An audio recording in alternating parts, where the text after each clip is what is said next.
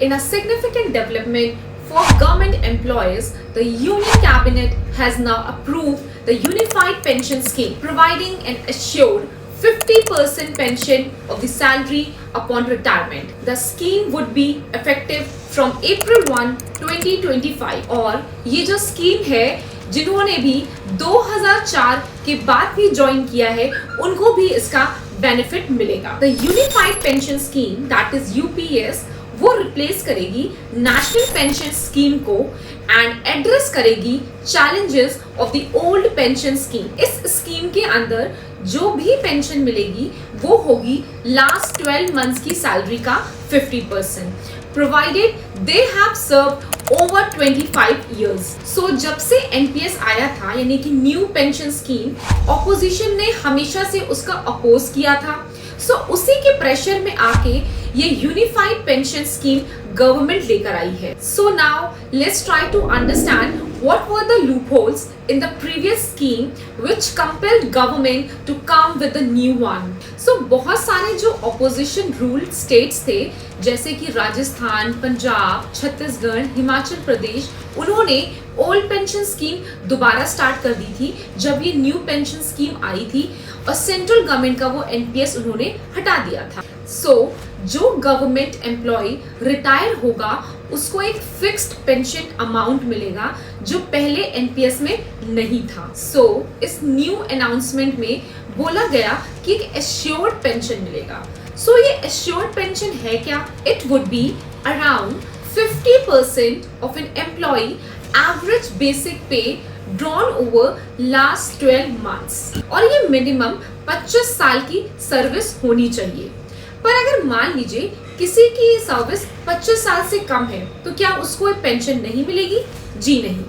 तो उसमें क्या रूल है कि मिनिमम 10 साल की सर्विस होनी चाहिए तो उसको भी ये पेंशन मिलेगा, बट वो 50% नहीं मिलेगा, वो उसको उसके सर्विस के प्रपोर्शन में ही मिलेगा। ये समझने की बात है अगर पेंशन चाहिए तो मिनिमम 10 साल की सर्विस होनी चाहिए। सो मान लीजिए किसी ने 10 साल तक सर्विस की तो और उसकी सैलरी 10,000 रुपए है तो ये नहीं है कि उसको 50% दे देगी गवर्नमेंट यानी कि 5,000।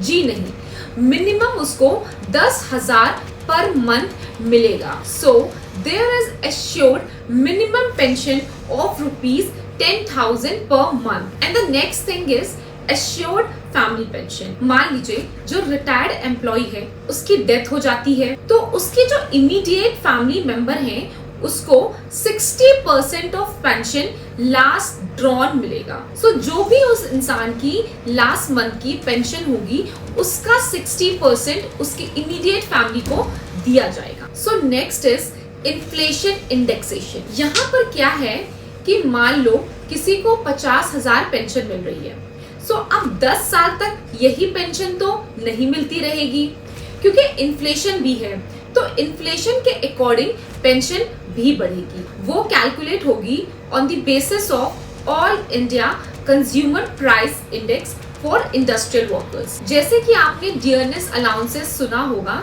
उसी तरह डियरनेस रिलीफ यहाँ पे मिलेगा। सो अब क्वेश्चन है कि how many will get the benefit. ये जो यूनिफाइड पेंशन स्कीम है वो बेनिफिट करेगी 23 लाख सेंट्रल गवर्नमेंट एम्प्लॉइज को, बट यहाँ पे स्टेट गवर्नमेंट को भी ऑप्शन दिया गया है कि to opt for UPS.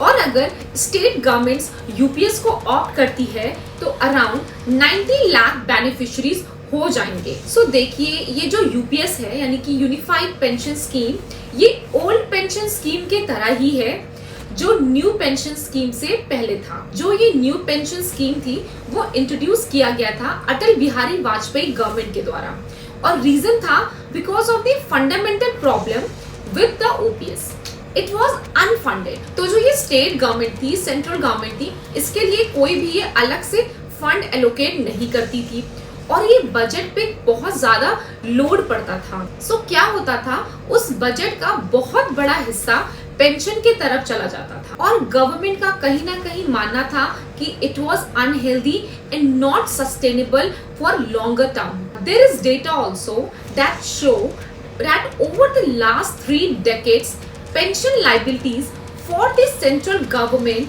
and the state government have jumped manifold. In 1990-1991, center पे pension bill was 3272 crores, and by 2020 to 2021, central bill had jumped 58 times to rupees 1,90,886 crores, and for states it had shot up 125 times. So NPS was fundamentally different in two ways. First, इसमें से assured pension जो थी ना वो हटा दी गई थी, तो कोई भी assured pension नहीं थी. Second, it would be funded by the employee himself or herself along with a matching contribution by the government. So इसमें ये था कि employee की salary में से ही कट होगा पेंशन का अमाउंट. सो पहले क्या था, ये 10% था कि 10% एम्प्लॉय की सैलरी में से कट कर लिया जाएगा, लेकिन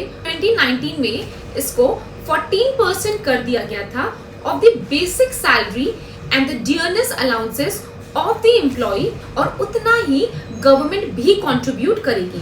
सो 14% एम्प्लॉय अपनी सैलरी से देगा और 14% ही गवर्नमेंट कंट्रीब्यूट करेगी. और फिर जो इंडिविजुअल थे यानी कि जो एम्प्लॉयज हैं वो चूज कर सकते हैं कि इस पेंशन को वो किस स्कीम में डालना है, from low risk to high risk schemes.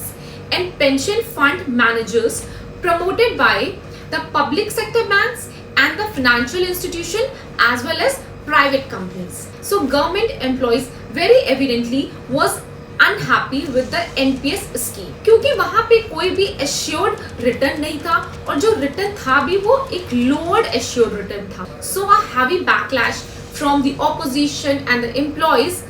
Government ने decide किया कि एक committee बनाते हैं. So a committee was constructed under the chairmanship T.B. Somanathan, the then finance secretary in 2023.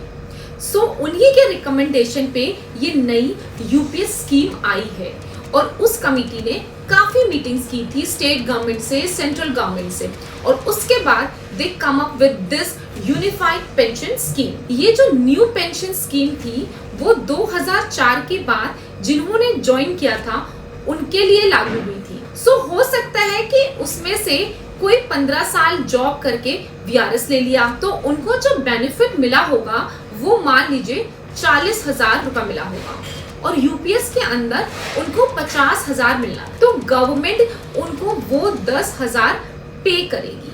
तो यहाँ पे किसी को भी कोई लॉस नहीं होगा. And according to the government expenditures for arrears would be 8,000 crore.